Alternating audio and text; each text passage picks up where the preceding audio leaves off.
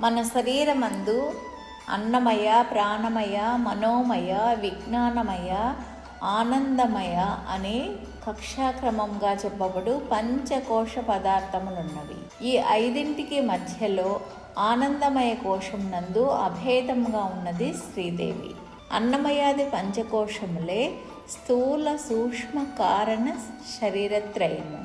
వీనిలో దేవి చిత్కళా రూపంగా ఉండి వీనికి శక్తినిచ్చుచున్నది. ఇట్లు తైత్తిరీయ శృతి చెప్పుచున్నది. స్థూల శరీరమే అన్నమయ కోశము. సూక్ష్మ శరీరమున ప్రాణమయ, మనోమయ, విజ్ఞానమయ కోశములున్నవి. పంచ ప్రాణ పంచ కర్మేంద్రియములే ప్రాణమయ కోశము.